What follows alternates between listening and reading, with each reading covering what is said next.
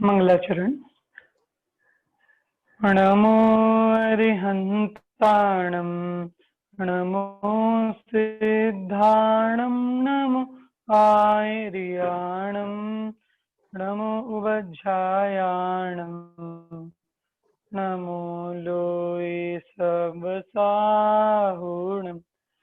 प्रमाणादर्थसंसिद्धिस्तदा भासाद्विपर्ययः इति वक्ष्येतयोर्लक्ष्म सिद्धमल्पम लघीयस। परीक्षा मुख ग्रंथ की अपनी चर्चा यहाँ चल रही है। परीक्षा मुख में पिछली कक्षा में अपन ने तीसरा जिसका अधिकार तीसरा परिच्छेद प्रारंभ किया था, जिसमें हमने 4 प्रमाणों के बारे में स्मृति, प्रत्यभिज्ञान, तर्क और अनुमान, इन 4 के बारे में हमने जाना था। और परोक्ष प्रमाण एक सामान्यतया क्या है वो एक हमने जाना था। अपन आगे बढ़े, अनुमान की चर्चा को आगे बढ़ाएं उससे पहले एक सारे ही प्रमाणों के संबंध में कुछ एक विशेष बात। पहली बात, जब हम प्रमाणों की बात करते हैं तो एक बात बहुत स्पष्ट होती है कि स्मृति हुआ, प्रत्यभिज्ञान हुआ, तर्क हुआ, अनुमान हुआ, आगम हुआ, ये सब एक के बाद एक होते हैं। मतलब स्मृति पूर्वक प्रत्यभिज्ञान होगा, प्रत्यभिज्ञान पूर्वक तर्क होगा, तर्क पूर्वक अनुमान होगा और अनुमान पूर्वक आगम होगा। तो ये दूसरा सूत्र अगर आपने इसमें देखा हो तो उसमें लिखा है कि प्रत्यक्ष के निमित्त से स्मृति होती है, स्मृति के निमित्त से प्रत्यभिज्ञान होता है, प्रत्यभिज्ञान के निमित्त से तर्क होता है और तर्क के निमित्त से अनुमान होता है और अनुमान के निमित्त से आगम होता है। तो एक एक ज्ञान अपने अब अगले अगले ज्ञान का कारण होता है, निमित्त होता है। ठीक, तो अगर आपसे पूछे कि प्रत्यभिज्ञान का कारण कौन है तो हम कहेंगे स्मृति। हम कहें तर्क का कारण कौन है तो हम कहेंगे प्रत्यभिज्ञान। अनुमान का कारण कौन है? तर्क। ठीक, तो पूर्व वाला ज्ञान उस ज्ञान में कारण होगा, पूर्व के सारे नहीं। ये ध्यान रखना, स्मृति अनुमान में कारण नहीं है, स्मृति तर्क में कारण नहीं है, स्मृति केवल प्रत्यभिज्ञान में कारण है, प्रत्यभिज्ञान केवल तर्क में कारण है। तो इस तरह से इनका कारण कार्य संबंध समझना। जब इसको एक हम उदाहरण से देखते हैं, उदाहरण आप ध्यान से सुनिएगा तो आपको पांचों ही प्रमाण अच्छे समझ में आएंगे। मतलब मुख्यतः 4 प्रमाण हम बात करेंगे। एक छोटा सा बालक, सबको कट रही है क्या? प्रीति जी के अलावा और किसी को भी कट रही है क्या? इति जी आपको भी कट रही है क्या? हाँ जी, और किसी को कट रही है क्या? कट रही है। हाँ भैया। अच्छा, नीतू जी आपको भी कट रही है? हाँ जी। लो, अभी कुछ आ रही है स्पष्ट? हाँ, अब ठीक है कुछ। चलो ठीक है। तो चलिए, अच्छा वैसे आप में से किस किस ने कक्षा के बाद ही परीक्षा मुक्त पढ़ी, उतनी जितने हम पढ़ाई गई थी? प्रीति जी आपने पढ़ी? क्या भैया? प्रीति जी, परीक्षा मुक्त ये पढ़ा जितना मैंने पढ़ाया था, उसको रिवाइज किया ग्रंथ में से? एक बार पढ़ा था। नीतू जी आपने पढ़ा था? हाँ भैया, मैंने पढ़ा था, थोड़ा सा पढ़ा, पूरा नहीं पढ़ा। चलो, क्योंकि नहीं पढ़ोगे तो ये विषय ऐसा नहीं है कि कक्षा में ही समझ में आ जाएगा। इसके लिए थोड़ा समझ आप, आया, थोड़ा कुछ नहीं आया बस। तो जो नहीं आया वो पूछना चाहिए। ऐसे कैसे आप, मतलब समझ भी ना आए और अपन आगे चल दें? हाँ, पूर्व का जब तक समझ नहीं आए तो आगे में और कंफ्यूजन हो जाएगी वरना। चलिए कोई नहीं, मैं भी इसमें डाउट क्लियर नहीं करूंगा, मैं जैसे तो आगे आपने भी, बढ़ूंगा। हेलो जी भैया, हाँ बोलिए बोलिए। जैसे भी आपने बताया कि इस प्रत्यभिज्ञान का कारण स्मृति है, तो स्मृति का कारण क्या लगेगा? प्रत्यक्ष या परोक्ष क्या लगेगा? प्रत्यक्ष। प्रत्यक्ष प्रत्यक्ष लगेगा। दूसरा सूत्र आप उठाकर देखेंगे, उसमें लिखा है प्रत्यक्ष आदि निमित्तम स्मृति प्रत्यभिज्ञान तर्क का अनुमान आगम भेदम। हाँ जी। तो प्रत्यक्ष स्टार्टिंग में, फिर स्मृति, फिर प्रत्यभिज्ञान, ऐसे से करके। जी चलिए, भैया। मैं अब ये चारों ही ज्ञानों के लिए आपको एक एग्जांपल देता हूँ, आपको काफी कुछ इससे समझ में आ जाएगा। एक छोटा सा बालक है, 2 साल का, 2.5 साल का। ठीक, मान लो उस बालक ने आग पर उसका पहली बार ध्यान गया कि मतलब एक तो ऐसी छोटी अवस्था होती है जब बालक को कुछ होश ही नहीं है, जो दिख रहा है दिख रहा है, नहीं दिख रहा नहीं दिख रहा, उसका कहीं ध्यान ही नहीं है। पर एक 2-2.5 साल का बालक ऐसी अवस्था में पहुंचता है, उसे मालूम है कि ये सामने क्या, उसे जिज्ञासा होती है ये क्या है, ये क्या, एक चीज को देख के वो लगता है क्या है क्या है। उस बालक ने आग देखी, ठीक, आग देखकर उसको ये लगा कि अरे ये क्या चीज है, तो उसे एकदम जिज्ञासा हुई ये क्या है, तो वो उसकी तरफ जाना चाहा, उसने आग की तरफ, ठीक, आग की तरफ जा, उसने कहा देखो देखो क्या, छू के देखा तो एकदम हाथ जल गया, जल नहीं था हाथ, तो अब उसका हाथ जल गया, तो उसे लगा कि ये तो गर्म होती है, ठीक है। ये हो गया प्रत्यक्ष, क्या हुआ, प्रत्यक्ष, ठीक। अगली बार जब वो आग के पास गया, उसे फिर आग दिखी, वो आग देखते ही सबसे पहले क्या होगा, उसे ध्यान आएगा कि मैंने स्मृति, सब पहले प्रत्यक्ष हुआ था, ठीक, अभी उसको स्मृति हो गई पूर्व की, अरे आग देखी थी, और फिर प्रत्यभिज्ञान क्या होगा कि देखो ये भी वही आग है, तदेव एदम, ये वही है, ठीक, प्रत्यक्ष, स्मृति, प्रत्यभिज्ञान, ठीक। अब वो क्या कहेगा कि अरे क्या करना, चलो कोई नहीं, अपन हाथ, उसने फिर हाथ लगा लिया, उसने कहा कि उस वाली आग से जले थे, इस आग से थोड़ी जलेंगे, तो ये सोचकर उसने फिर से हाथ लगा लिया, क्या होगा, फिर से जल जाएगा, फिर से जल गया, तो फिर से उसका हाथ जल गया, तो उसके वो जलते ही उसके दिमाग में एक बात बन गई कि अरे जहां ये इस तरह की चीज होती है उससे हाथ जल जाता है, उसके दिमाग में एक बात फिट हो गई, क्या, कि जहां इस तरह की चीज होती है, आग होती है, उसमें अगर हम हाथ डालेंगे तो हाथ जल जाएगा, गर्म लगेगा, इसका नाम है तर्क, क्या नाम है इसका, तर्क। आपको समझ में तर्क कैसे खड़ा हुआ, जब उसकी एक बार स्मृति हुई, वो फिर भी नहीं माना, फिर भी उसने हाथ लगाया कि चलो फिर से, उसे फिर प्रत्यभिज्ञान हुआ ये वही आग है, इससे मैं पिछली बार जला था, उसने फिर हाथ लगाया, तो 2-3 बार जल के उसे दिमाग में बन गया कि नहीं नहीं नहीं, आग में हाथ नहीं लगाना, क्योंकि आग जहां भी होगी वो जलाएगी ही जलाएगी, ठीक। कौन सी वाली आग जलाएगी, सारी आग जलाएगी या कोई कोई आग जलाएगी, बच्चे के दिमाग में क्या बैठ गया, उसके दिमाग में बैठ गया कि जितनी आग है पूरी दुनिया में सारी आग जलाएंगी, मुझे किसी भी आग में हाथ नहीं लगाना, आगे भी कभी नहीं लगाना, ना यहाँ ना वहां, कहीं नहीं लगाना। इसको मैंने आपको बताया था कि व्याप्ति जनरल होती है, तर्क जनरल होता है, सब चीजों के बारे में होता है, ठीक। अब ये हो गया तर्क। अब होगा क्या, अगली बार जब वो किसी आग के सामने आएगा, उससे कोई आग दिखेगी, वो आग देखते ही उसके दिमाग में क्या आएगा कि अरे ध्यान है, तर्क, तर्क क्या था कि जहां जहां आग होगी वो जलाएगी ही जलाएगी, तो उस तर्क के को ध्यान में रखते हुए उसने कहा ये भी आग है और ये भी जलाएगी, तो उसने हाथ नहीं लगाया, उसने अपना हाथ उससे दूर हटा लिया, ठीक। तो ये क्या हुआ, ये हुआ अनुमान, बात समझ में आई आपको।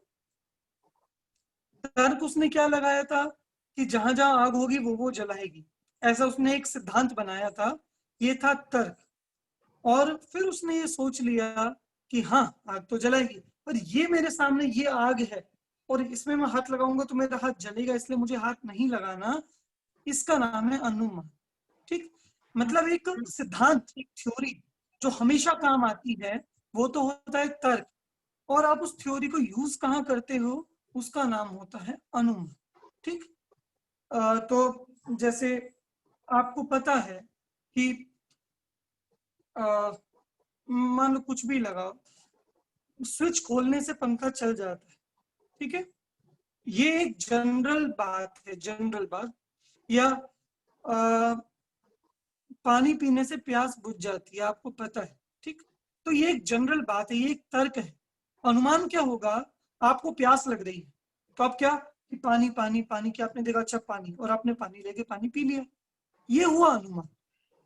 उस थ्योरी का, उस सिद्धांत का प्रयोग करना, प्रैक्टिकल करना, उसका नाम है अनुमान। तो ठीक, अब वो बालक बिल्कुल पक्का हो गया कि जहां आग लगी होगी वहां वहां हाथ नहीं लगाना। अब वो, अब मान लो घर का कोई और व्यक्ति हाथ लगा रहा हो, उस आग में, तो वो बालक क्या करेगा?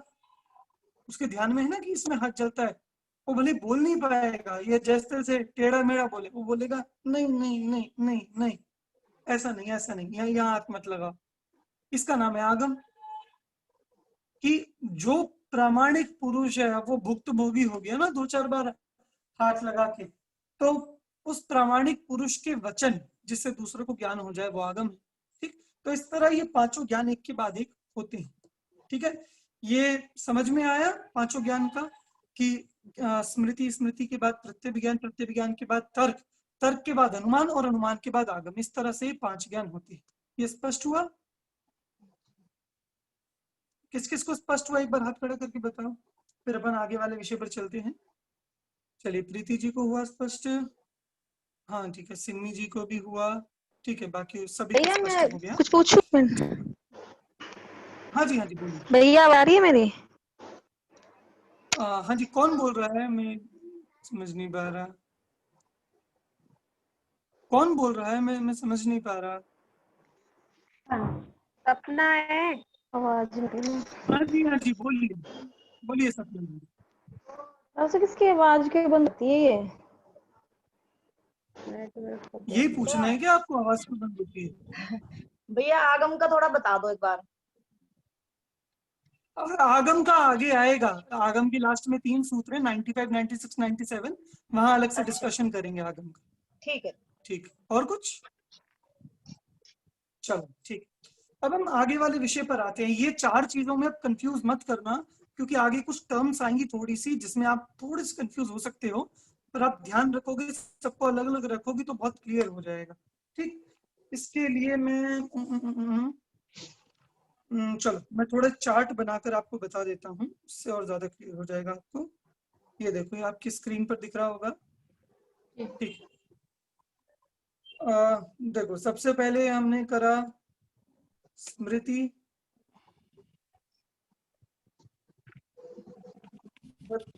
ज्ञान, तर्क, अनुमान। ठीक, ये 4 हमने देख लिए। अब स्मृति को छोड़ो, अभी हमें कुछ काम नहीं है, प्रत्यभिज्ञान का कुछ काम नहीं है, तर्क का कुछ काम नहीं है। ठीक, तर्क में से एक शब्द मैं जरूर लूंगा, पर अभी हम बात करेंगे सिर्फ और सिर्फ अनुमान की। ठीक है, अनुमान के बारे में बात करेंगे, बाकियों को मैं मिटा देता हूँ, सिर्फ अनुमान के अपन बात करेंगे। अनुमान क्या होता है? जब मैंने आपसे बात करी अनुमान किसे कहते हैं, तो हमने देखा था साधन से साध्य का ज्ञान होना अनुमान है। साधन क्या था? मैंने बताया था आपको पिछली बार, ये बताएगा जिसके साधन द्वारा क्या जाना था? जाए, जिसके द्वारा जाना जाए, और साध्य मतलब जिसे जाना नहीं जाएगा। जिससे जाना जाए वो साध्य है, और जिसके द्वारा जाना जाए वो, जिसने नहीं लिखा वो लिख लो। ठीक है, वो साधन है, ये साधन और साध्य। अब एक बात बताओ, जब एक साधन से, हमने साधन का उदाहरण लिया धुआं, जी, और साध्य का उदाहरण हमने क्या लिया था? अग्नि।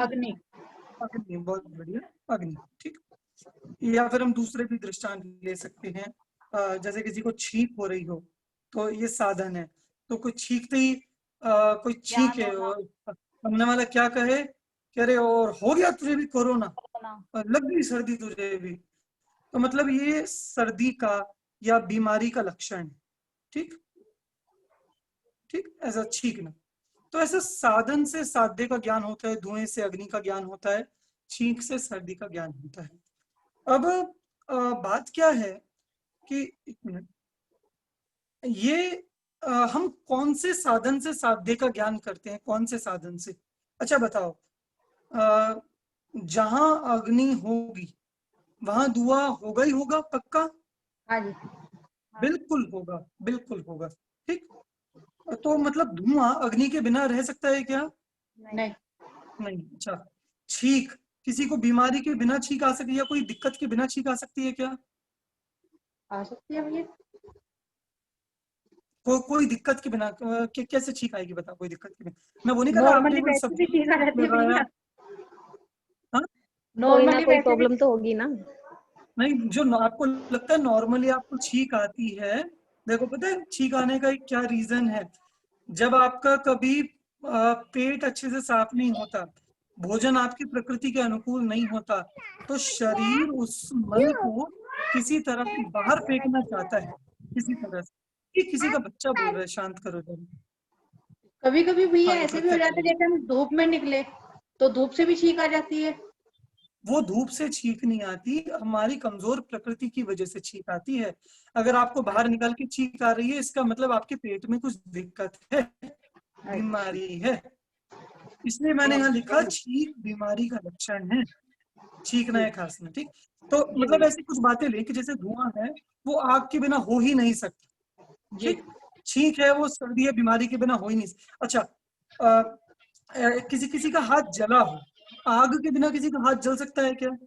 नहीं। ठीक, वो नहीं हो। अच्छा, कपड़ा गंदा हो गया हो, पानी के बिना साफ हो सकता है क्या? नहीं। कीचड़ लग गई हो कपड़े में, नहीं हो सकता। इसका देखो ये जो ये संबंध है ना, मैं एक नए पेज पे दिखाता हूँ। इसके बिना ये नहीं होता, और इसको दूसरी लैंग्वेज में कहें, ये होने पर ही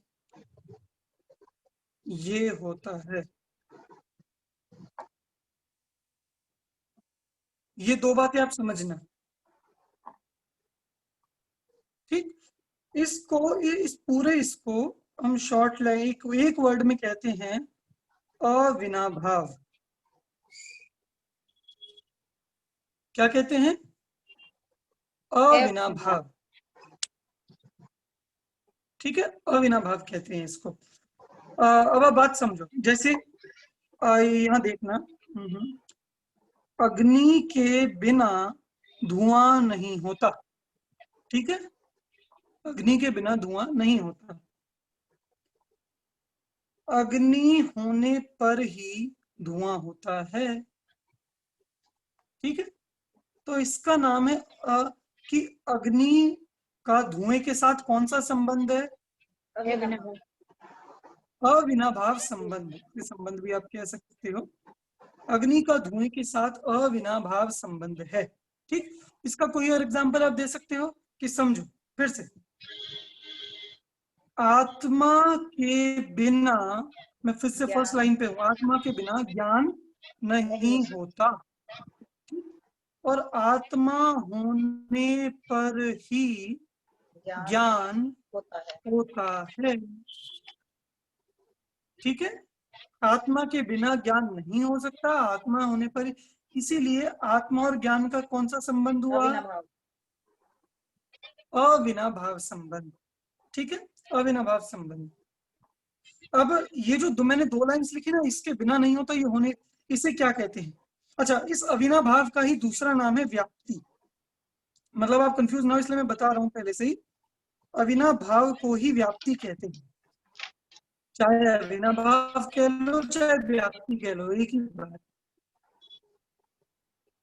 और व्याप्ति हमने कहाँ पढ़ी थी? तर्क में पीछे, जहां हमने पढ़ा था कि तर्क, व्याप्ति के ज्ञान को तर्क कहते हैं।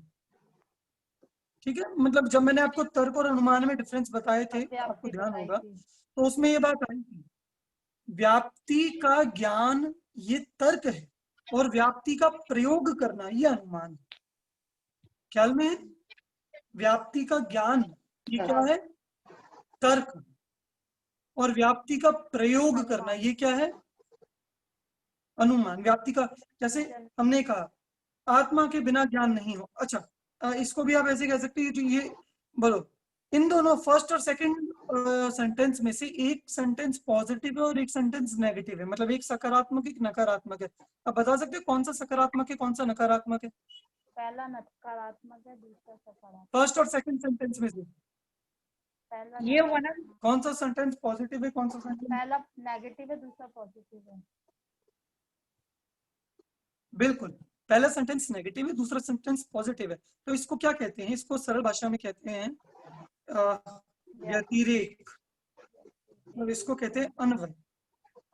मतलब इसे आप नेगेटिव भी कह सकते हो, पॉजिटिव। ठीक है, ये नेगेटिव, ये पॉजिटिव। तो इसे अन्वय व्याप्ति, व्यतिरेक व्याप्ति इस तरह से कहते। आत्मा के होने पर ही ज्ञान होता है, ये अन्वय माने पॉजिटिव। आत्मा के बिना ज्ञान नहीं होता, ये नेगेटिव, ये व्यतिरेक। ठीक है, तो अन्वय और व्यतिरेक, पॉजिटिव और नेगेटिव इस तरह से बन जाएगा। और इसे ही व्याप्ति कहते हैं, इसे ही अविनाभाव कहते हैं। आपको अविनाभाव का देखो मैं शब्द से बताऊं, 3 शब्द हैं इसमें। अ मतलब क्या होता है, पेज पे चलते हैं अपन। अ मतलब नहीं, ठीक है। विना, विना मतलब के बिना। भाव मतलब होना। अ मतलब नहीं, बिना मतलब के बिना, भाव मतलब होना।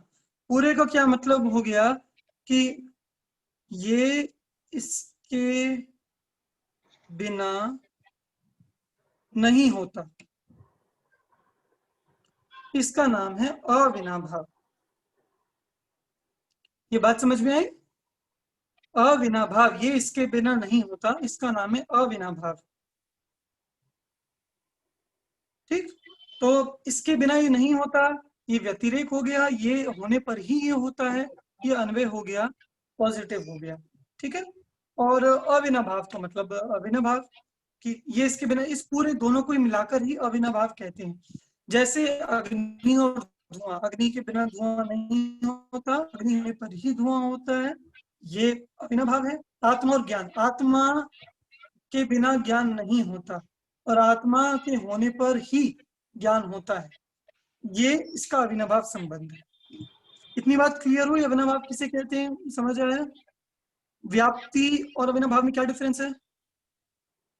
व्याप्ति और अविनाभाव सेम है, सेम है। बिल्कुल, कोई डिफरेंस, इसलिए मैंने कंफ्यूज करने के लिए पूछा।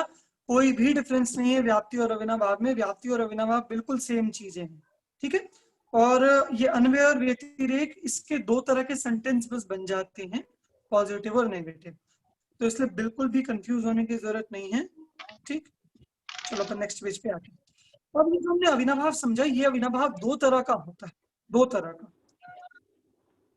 एक सहक्रम, सॉरी रुको, एक सहभाव अविनाभाव और एक क्रम भाव अविनाभाव। सहभाव अविनाभाव, क्रम भाव अविनाभाव। अब देखो, सहभाव और क्रम भाव, ये दोनों किसके भेद है? अविनाभाव के। ये ध्यान रखना भैया, कंफ्यूज नहीं होना। अविनाभाव के भेद हैं, मतलब अविनाभाव 2 तरह का होता है, एक सहभाव और एक क्रम भाव। इससे आपको कुछ मतलब समझ में आ रहे हैं? सह मतलब क्या होता है? एक साथ, ठीक, और क्रम मतलब एक के बाद एक। ठीक, अब एक बात बताओ, सहभाव का मतलब हुआ कि दोनों साथ रहते हैं, एक के बिना दूसरा नहीं रहता और दोनों एक साथ ही रहते हैं। जैसे इसका एग्जाम्पल आत्मा और ज्ञान। ठीक है, आत्मा और ज्ञान क्रम से रहते हैं या फिर एक साथ रहते हैं? एक साथ एक साथ रहते हैं। इसलिए ये हुआ सहभाव अविनाभाव, कि सहभाव मतलब एक साथ और अविनाभाव एक दूसरे के बिना नहीं रहेंगे और एक साथ में ही रहेंगे, ये हुआ सहभाव अविनाभाव। अच्छा, क्रम भाव अविनाभाव का क्या मतलब है? क्रम भाव अविनाभाव का मतलब हुआ, ये हुआ है तो ये होगा ही होगा, इसके बाद, मतलब इसको करो, इसके बाद ये ही होगा। ठीक, उदाहरण के लिए सोमवार आज है, कल क्या होगा? मंगलवार। इतने पक्के तरीके से कैसे कह सकती हो कि कल मंगलवार होगा? इतनी श्योरिटी से कैसे कह सकते हो कल मंगलवार होगा? आज सोमवार है तो सोमवार के बाद मंगल ही आना है। पक्का? हाँ भैया। अब देखो, तो सोमवार और मंगलवार में अविनाभाव हुआ। कौन सा अविनाभाव? क्रम भाव क्रम भाव अविनाभाव। अच्छा, सोमवार और मंगलवार एक साथ रह सकते हैं क्या? नहीं। नहीं रह सकते। पर सोमवार है तो कल नियम से मंगलवार होगा ही होगा, और मंगलवार हुआ है, तो मतलब कल क्या था? इस बात सोमवार है तो कल क्या था? कल क्या था? रविवार। संडे था। आपको कैसे पता कि कल रविवार? इतने पक्के से कैसे कह सकते हो कल रविवार था? क्या सोमवार कि है? भैया आज सोमवार है ना, इससे हमें पता है कि कल रविवार था। तो ये है क्रम भाव अविनाभाव कि इसके बाद अच्छा, एक जीव, सुनना ध्यान से, कोई एक जीव भावलिंगी मुनि, मैं यहाँ मुनि का अर्थ भावलिंगी मुनि लगा रहा हूँ कि कोई भावलिंगी मुनि है, तो इनको सम्यक दर्शन होगा या नहीं होगा? मतलब सम्यक दर्शन है या नहीं? कि बिल्कुल है, पक्की बात है, सम्यक दर्शन है। तो इन दोनों का क्या हो गया? सम्यक दर्शन और मुनि अवस्था का क्रम भाव अविनाभाव। कि मुनि अवस्था है मतलब उसको सम्यक दर्शन हुआ ही हुआ है। ठीक, एक और दूसरा एग्जांपल इसमें ले लेते हैं। जैसे किसी जीव को, हाँ, मतलब उदाहरण के लिए किसी जीव को 8वां गुणस्थान हुआ है। कौन सा गुणस्थान? 8वां। तो अगला कौन सा गुणस्थान होगा?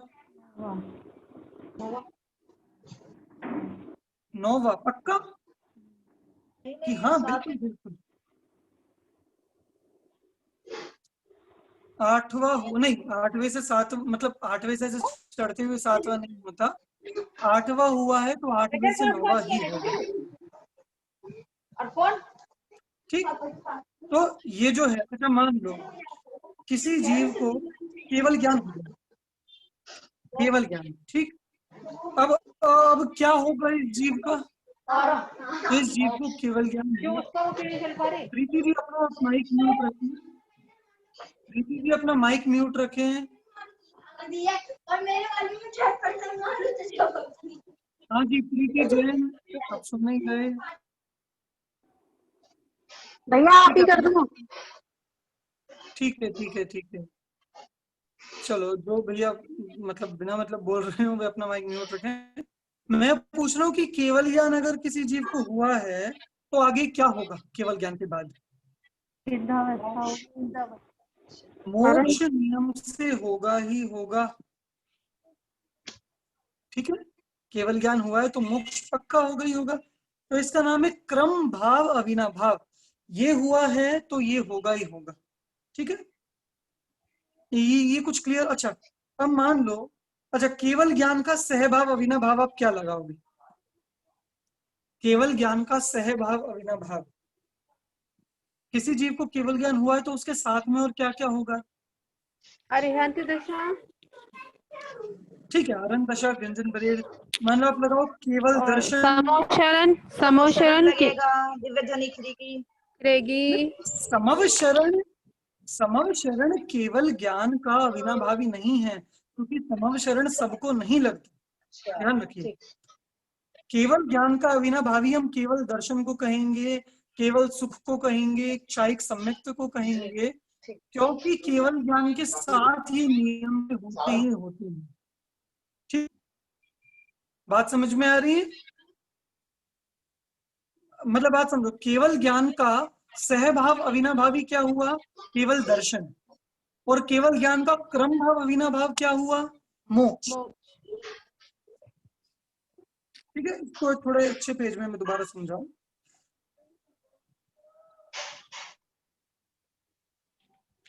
केवल ज्ञान का सह केवल दर्शन, ठीक है, केवल ज्ञान का सहभावी होगा केवल दर्शन, और केवल ज्ञान का क्रम भावी होगा मोक्ष।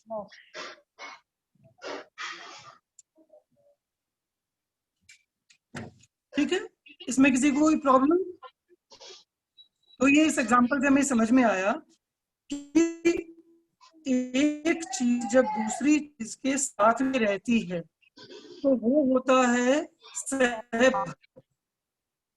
ठीक है, वो सहभाव है जब एक चीज, और जब है कि ये इसके बाद होगा ही होगा, इसके बाद ये नियम से होगा ही होगा, तो इसे कहते हैं क्रम भाव अविनाभाव। मैं आप लोगों से सहभाव और क्रम भाव का एक एक एग्जांपल सुनूंगा। ठीक है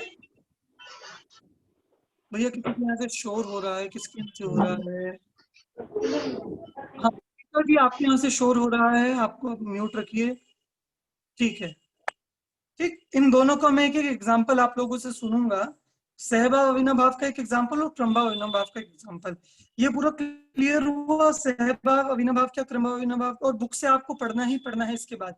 ये 11, 12, 13 ये 3 सूत्र इसमें है। ठीक है, चलिए तो मैं स्क्रीन को हटा दे रहा हूं, सामने से हटा दूं? ठीक है, चलिए ये स्क्रीन हट गई। तो मतलब ये अविनाभाव अपना हुआ।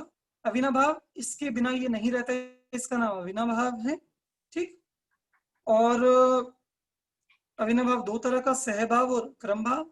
सहभाव मतलब ये साथ साथ में रहते हैं, क्रमभाव मतलब ये एक के बाद एक नियम से रहते ही रहते हैं। तो ये दोनों तरह के अविनाभाव हुए, इनके एग्जाम्पल आपको एक एक कर लाने। ठीक, चलिए अपन अपने नेक्स्ट टॉपिक पर आते हैं। अच्छा, एक और वर्ड आपको इंट्रोड्यूस करते हैं। ये देखो, जैसे आपने साधन साध्य पढ़ा था, साधन साध्य, साधन का ही एक दूसरा नाम है हेतु। ठीक है, तो जहां कहीं हेतु शब्द आए उसका मतलब साधन ही समझना। तो चाहे साधन का हो चाहे हेतु का हो, एक ही बात है, इनमें जरा भी डिफरेंस नहीं है। ठीक, ये एक छोटी सी जानकारी बीच में। तो चलिए, ये अपन ने अविनाभाव पढ़ा, सहभाव अविनाभाव, क्रमभाव अविनाभाव। आगे हाँ, इन दोनों अविनाभाव का निर्णय किससे होता है? जैसे मैंने आपको ये बताया इसमें कि दो तरह का जो अविनाभाव है, अविनाभाव का निर्णय किससे होता है? अविनाभाव कहो या व्याप्ति कहो, इसका ज्ञान कौन करता है? बताओ, अविनाभाव या व्याप्ति है, इसका ज्ञान निर्णय कौन करता है? अभी बताया था आपको, अविनाभाव या व्याप्ति, इसके ज्ञान, इसका ज्ञान कौन करता है? क्या इसके ज्ञान को क्या कहते हैं? स्मृति, तर्क, तर्क, इसके ज्ञान को तर्क कहते हैं, जो हमने पढ़ा था व्याप्ति ज्ञानम उ। व्याप्ति का ज्ञान तर्क है, अविनाभाव का ज्ञान तर्क है। ठीक, तो ये अविनाभाव का या व्याप्ति का निर्णय ज्ञान किससे होता है? तर्क से होता है। मैंने आपको बताया ना कि तर्क से उसका ज्ञान होता है और अनुमान से उसका प्रैक्टिकल होता है, प्रयोग होता है। ये दोनों बातें वापस ध्यान रखो, नहीं समझ में आए तो लिख लो। तर्क से अविनाभाव या फिर व्याप्ति कहो, उसका ज्ञान होता है, और अनुमान से इनका प्रयोग होता है, या प्रैक्टिकल को प्रैक्टिकल होता है। ठीक, चलिए तो ये वो अविनाभाव के बारे में। और आगे अपन देखें, अपने पास एक नया टॉपिक अभी आ रहा है। ये पहले अविनाभाव को पूरा दिमाग से एक तरफ कर दो, अपन एक नई फाइल ओपन करेंगे और एक नया टॉपिक लेंगे। अविनाभाव को पूरा क्लियर कर दो, एक फ्रेश पेज ले लो आप। ठीक, चलो आगे नेक्स्ट पेज पे चलो।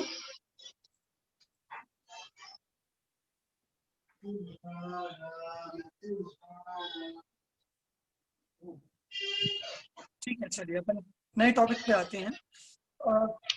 अभी भी किसी के यहाँ शोर आ रहा है, आप सभी प्लीज, बबीता जी के यहाँ से फिर से शोर आ रहा है, आप खुद को म्यूट रखिए। ठीक है, चलिए भैया मेरा तो म्यूट है, म्यूट है, अभी खोला है मैंने अभी म्यूट किया है, अभी खोला है मैंने अभी मैंने अभी म्यूट किया, आप क्या गलती से अनम्यूट रही। चलिए अभी आप म्यूट कर लीजिए, मुझे कोई गाड़ियों की आवाज आ रही थी आपके यहाँ से, कोई दिक्कत नहीं।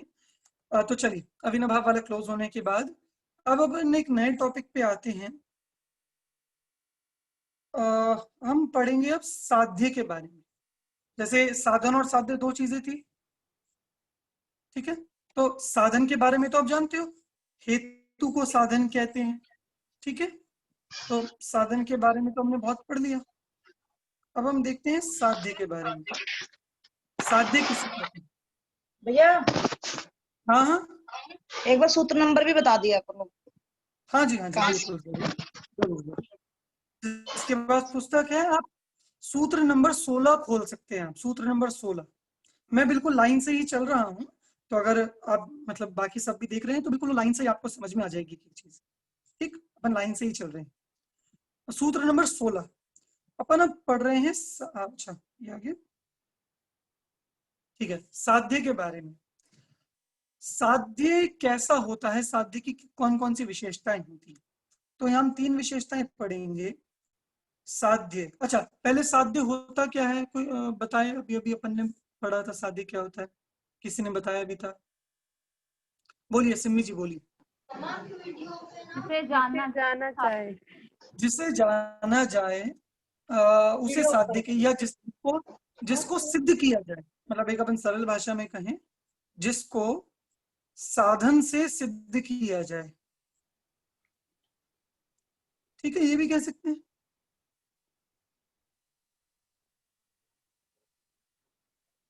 जिसको साधन से सिद्ध किया जाए उसको साध्य कहते हैं, ठीक। जैसे कोई विद्यार्थी बहुत ज्यादा पढ़ाई कर रहा है, तो हम पूछते हैं भैया तुम्हारा साध्य क्या है, कि मुझे सीए बनना है, मुझे आईएएस बनना है, मुझे डॉक्टर बनना है, मुझे इंजीनियर बनना है। तो ये उसका साध्य, कि वो और उसका साधन क्या, कि पढ़ाई। जिसका साध्य धन होता है उसका साधन व्यापार होता है, नौकरी होता है। जिसका साध्य मोक्ष होता है उसका साधन आत्मज्ञान होता है, ठीक। जैसा साध्य होता है उसके हिसाब से आपको रोटी, अगर आपका साध्य है तो आटा, चकला, बेलन, गैस, ये आपका साधन होगा, ठीक। तो साधन के माध्यम से जिसे सिद्ध किया जाता है वो होता है साध्य, ठीक। तो यहाँ साध्य आपका कुछ भी हो सकता है। इस साध्य की 3 विशेषताएं होती है। इष्ट, ये मैंने 2 लिख दिया, अबाधित, और तीसरा असिद्ध। ये 3 विशेषताएं के नाम तो कम से कम ध्यान में रखिए। साध्य इष्ट होता है, अबाधित होता है और असिद्ध होता है। इष्ट, अबाधित, असिद्ध, ठीक। सबसे पहली बात, इष्ट क्यों होता है साध्य। साध्य में इष्टता वाली ऐसी क्या चीज है, क्यों क्यों इष्ट हो। जैसे मैंने पूछा कि आप अगर आप बहुत बीमार हो गए, सुनिए, बहुत बीमार हो गए और आप दवाई खा रहे हो, डॉक्टर के पास जा रहे हो और अलग अलग उपाय कर रहे हो, काढ़े वगैरह पी रहे हो। मेरा प्रश्न है आपका साध्य क्या है। नीतू जी, बीमारी से मुक्ति। बीमारी से मुक्त होना, निरोग होना, ये अपना साध्य है, ठीक। तो एक बात बताओ, वो साध्य आपके लिए इष्ट है या अनिष्ट है। इष्ट है। मतलब देखो, दुनिया में कोई भी साध्य किसी के लिए अनिष्ट नहीं हो सकता। बात समझिए, जब तक वो साध्य अनिष्ट है तब तक वो साध्य ही नहीं है।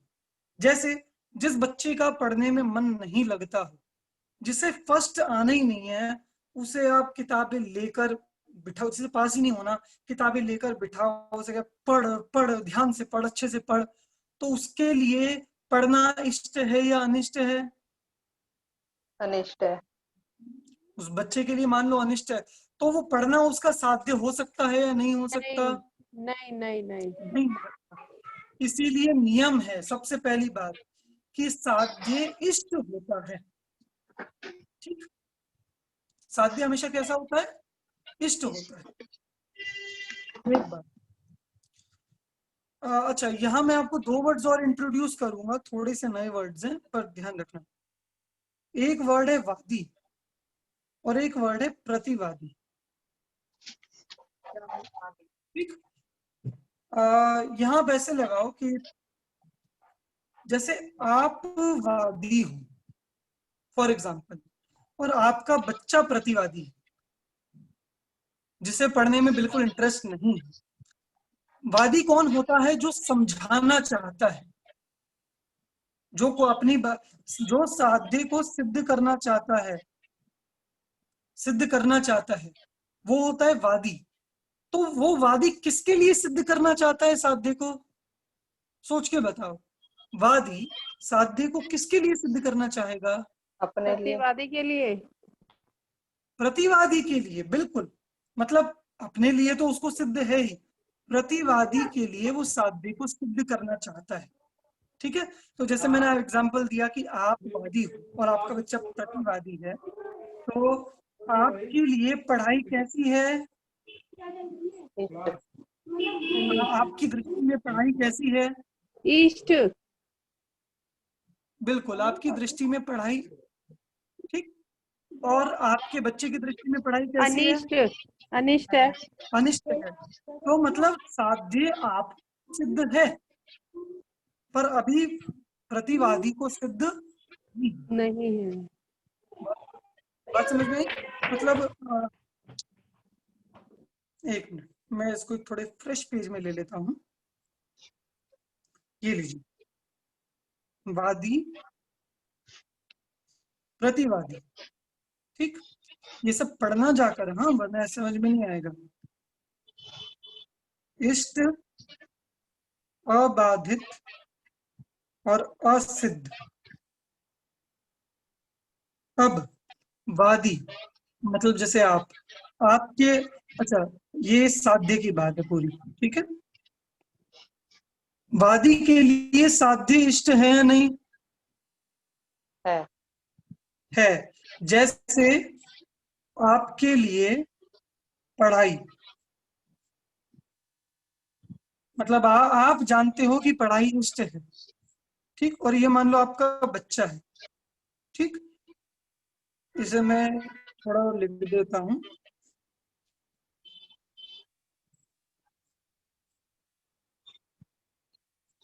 ठीक है, सिर्फ बच्चा नहीं, नालायक बच्चा। बच्चे के लिए तो पढ़ाई इष्ट हो सकती है, नालायक बच्चे के लिए जरूर पढ़ाई अनिष्ट होती है। तो आपके लिए पढ़ाई इष्ट है, वो प्रतिवादी के लिए पढ़ाई कैसी है? अनिष्ट। अनिष्ट, उसको इष्ट नहीं है, ठीक है। तो वो प्रतिवादी, और आप क्या करना चाहते हो? आप उसको समझाना चाहते हो, सिद्ध करना चाहते हो उसके साथ, ठीक। अच्छा, दूसरी बात, ये बोलो, पढ़ाई, अच्छा मान लो, हम साध्य को थोड़ा अच्छी भाषा में लिख लेते हैं। पढ़ाई अच्छी है। आपका साध्य रूप वाक्य क्या है? साध्य रूप वाक्य एक बार बोलो कोई। पढ़ाई अच्छी है। पढ़ाई अच्छी है, ये हमारा साध्य रूप वाक्य है, ध्यान रखना, साध्य रूप वाक्य, ठीक। आपको ये बात इष्ट है या नहीं? कि बिल्कुल है। आपके बच्चे को ये बात इष्ट है या नहीं? कि बिल्कुल नहीं है, ठीक। इसलिए आप सिद्ध करना चाहते। अच्छा, आपको ये बात असिद्ध है क्या? नहीं। ये वाला साध्य कि पढ़ाई अच्छी है, ये आपको असिद्ध है क्या? नहीं, सिद्ध है। सिद्ध है, बिल्कुल। आपको असिद्ध नहीं है, तो हम कहेंगे असिद्ध नहीं है। तो ये जो असिद्ध बात कही, ये किसके लिए कहा, किसके लिए असिद्ध है? नालायक बच्चे के लिए। बात समझ रहे हैं? ठीक है, इसमें अपन एक खड़ा कर देते हैं। नालायक बच्चे के लिए पढ़ाई, मतलब ये साध्य, ये असिद्ध है, और आपके लिए कैसा है? सिद्ध है, ठीक है। तो देखो, इष्ट जो कहा, वो इष्ट किसके लिए कहा? वादी के लिए। ये बात ध्यान रखना, इष्ट कहा वादी के लिए, और जो असिद्ध कहा, ये किसके लिए कहा? प्रतिवादी। प्रतिवादी के लिए। इष्ट कहा वादी के लिए और असिद्ध कहा प्रतिवादी के लिए। ठीक, अब अगला असिद्ध का मतलब आपको समझ में आ गया कि हम तो ये इस बारे में जानते हैं, हमें तो साध्य सिद्ध है, पर आपके बच्चे को सिद्ध नहीं, हमारे बच्चे को सिद्ध नहीं है ना साध्य। वो तो ये समझता है कि अरे नहीं, पढ़ लिख के क्या होगा, क्या फायदा, देखो पढ़े लिखे भी बेरोजगार घूम रहे हैं, पढ़ाई का क्या मतलब है, और देखो बिना पढ़े लिखे लोग करोड़पति बने फिर रहे हैं, बिल गेट्स ने कौन सी पढ़ाई की थी और ऐसे वो इतने बड़े बड़े पैसे कमा रहे हैं, पढ़ने लिखने से कुछ नहीं होता, उसके दिमाग में ये भरा पड़ा है। ठीक, तो उसको अभी ये साध्य असिद्ध है और आपको ये साध्य सिद्ध है। अब तीसरी बात है अबाधित। देखो अबाधित वाली बात किसी एक व्यक्ति के लिए नहीं होती अबाधित वाली। अबाधित का मतलब है ये बात, बताओ दुनिया में प्रसिद्ध नहीं, दुनिया में ये साध्य सिद्ध है, मतलब ये इससे कोई बाधा है क्या किसी मतलब समझदार व्यक्तियों को कि पढ़ाई अच्छी है? नहीं। किसी को बाधा, इसे हम दूसरी भाषा में कहते हैं प्रत्यक्ष आदि प्रमाणों से बाधा नहीं पड़ती।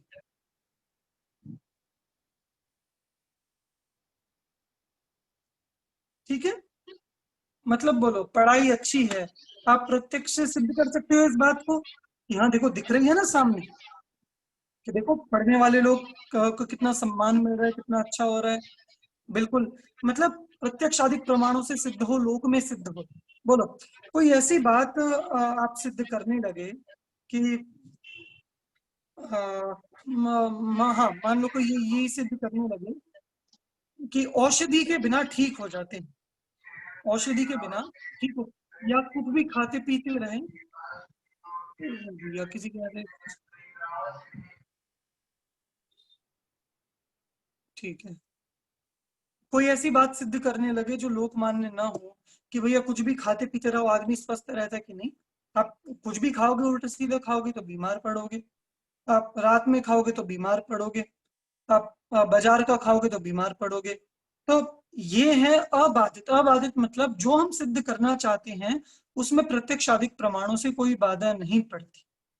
ठीक है, तो जैसे अगर मान लो कोई ये सिद्ध करना चाहे कि आग नहीं जलाती, क्या सिद्ध करना चाहे, अगर किसी ने ये साध्य बनाया आग नहीं जलाती, बताओ वो उसे सिद्ध कर पाएगा या नहीं? क्यों नहीं सिद्ध कर पाएगा? क्योंकि वो बाधित है। वो साध्य कैसा हो गया?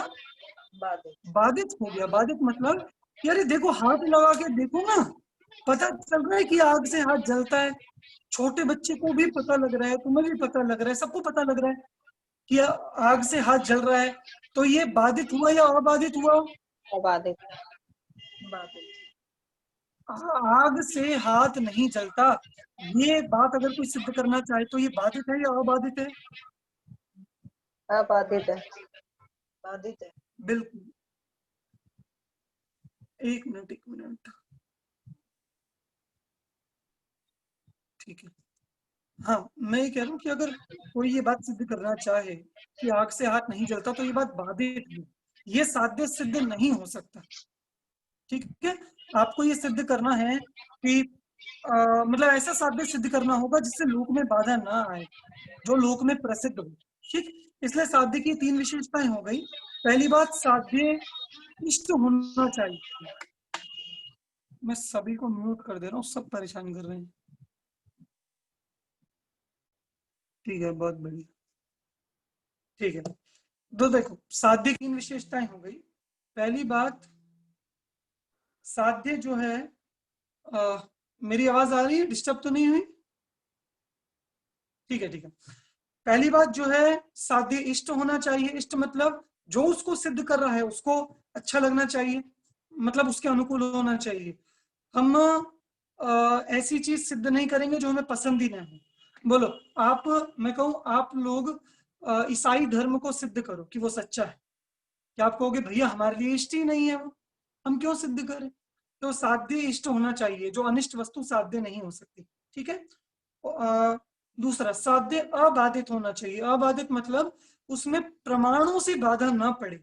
अगर आप उसको प्रूव करने जाओ, सिद्ध करने जाओ, तो आपको वो सिद्ध होना चाहिए, प्रूफ होना चाहिए।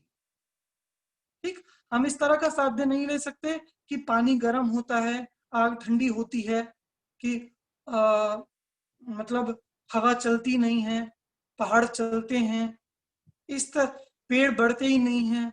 इस तरह के साध्य सिद्ध नहीं हो सकते। क्यों? क्योंकि ये प्रत्यक्ष से बाधित है। इसलिए साध्य ऐसा होना चाहिए जो अबाधित हो। ठीक। और तीसरा, साध्य असिद्ध होना चाहिए। किसके लिए असिद्ध होना चाहिए? प्रतिवादी के लिए। अच्छा, ये एक बात बताओ, मैं आपको कहूं कि दुनिया में आप ये सिद्ध करो कि आग गर्म होती है, ये सिद्ध करो। बोलो, कर सकते हो सिद्ध? नीतू जी या सरिता जी, आप बोलिए। आग गर्म है, आप ये सिद्ध कर सकते हो क्या? हाँ जी। ठीक है, सिद्ध कर सकते हो। किसे करोगे सिद्ध आप? आग गर्म है, जाकर ये हम किसे आग सिद्ध जला के, करेंगे? आग जला के हाथ डाल के। किसको समझाना है पर आपको ये तो बताओ। प्रतिवादी को। कौन है प्रतिवादी? जिसको समझा रहे हैं। हाँ, अरे तो कौन है ऐसा जो आपको गर्म नहीं मानता? ज्ञान नहीं है ना इस चीज का। सब मानते हैं, प्रतिवादी है ही नहीं। है। इसका मतलब समझो, साध्य कुछ लोगों को असिद्ध होना चाहिए, तभी वो साध्य हो सकता है। हाँ हाँ, अगर सबको ही सिद्ध है तो कई बात का साध्य फिर? आप बात समझे मैंने क्या कहा अभी?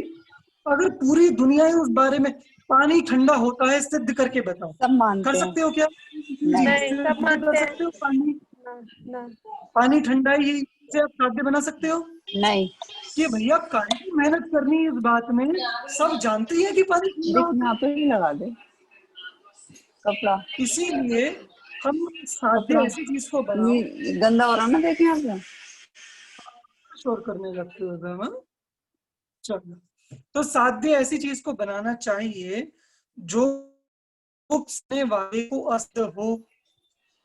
मतलब कोई ना कोई ऐसा व्यक्ति हो जो उसके बारे में ना जानता हो। अगर हमने ऐसी चीजें पकड़ ली कि अरे पता है, मैं ये प्रूफ करता हूँ कि शरीर और आत्मा की है। अरे क्या प्रूफ करो? तो पूरी दुनिया मानती है। प्रूफ करना हो तो ये बात प्रूफ करो कि शरीर अलग है, आत्मा अलग है। ये बात प्रूफ करो। ठीक। तो ये पूरी साध्य की बात हुई। साध्य इष्ट होता है, साध्य अबाधित होता है और साध्य असिद्ध होता है। ठीक। ये आपका टॉपिक हुआ सूत्र नंबर 16 से लेकर 20 तक। 16, 17, 18, 19, 20, ये 5 आपके सूत्र कवर हो गए। ठीक।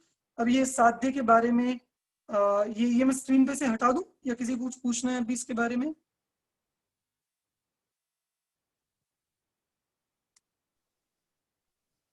भैया जी।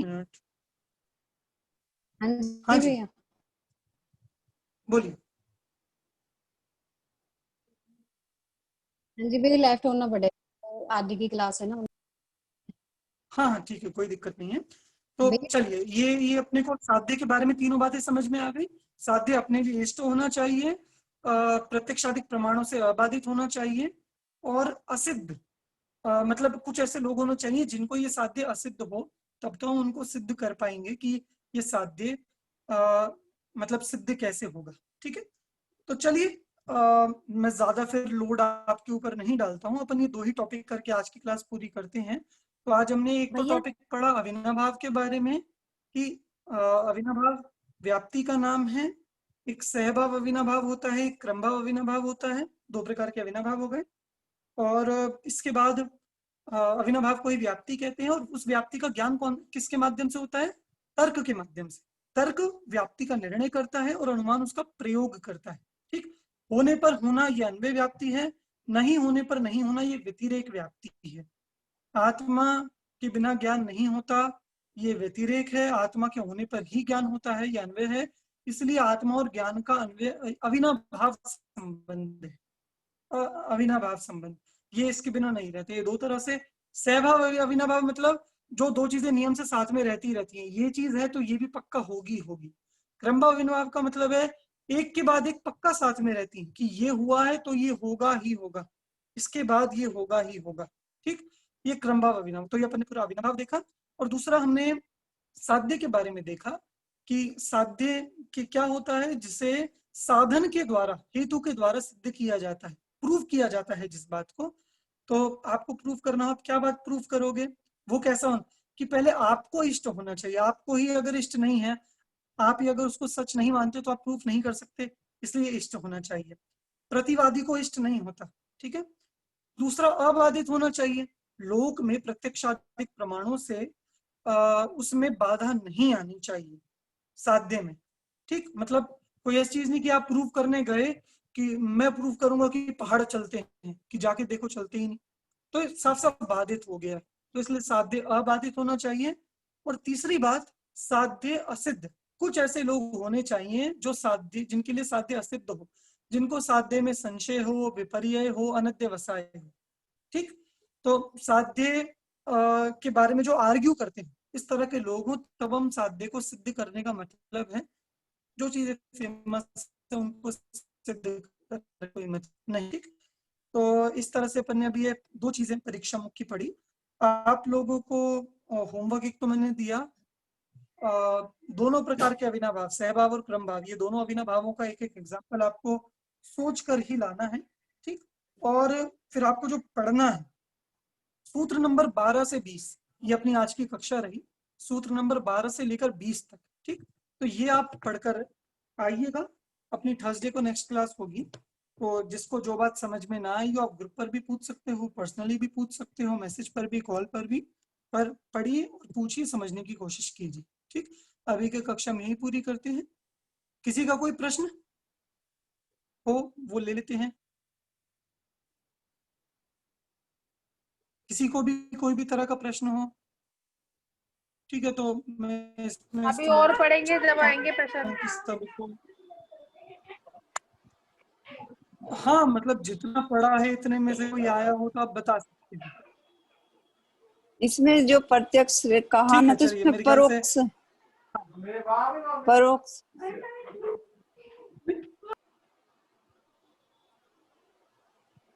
किसमें कह रही हैं सरिता जी आप? इसमें साध्य में जो बताया ना भी, लोक में प्रत्यक्ष, व इसमें परोक्ष भी आएगा क्या परमाणु में? बिल्कुल बिल्कुल बिल्कुल। ये जो मैंने ये अबाधित में जो कहा कि प्रत्यक्ष से जिसमें बाधा ना आए, तो प्रत्यक्ष आदि लिखा, प्रत्यक्ष आदि अच्छा। प्रमाण में बाधा, तो उसमें प्रत्यक्ष स्मृति, मान लो किसी प्रमाण में तर्क से बाधा आने लगे, वो बात भी मान्य नहीं होगी। किसी में अनुमान से बाधा आने लगे, वो बात भी मान्य नहीं होगी।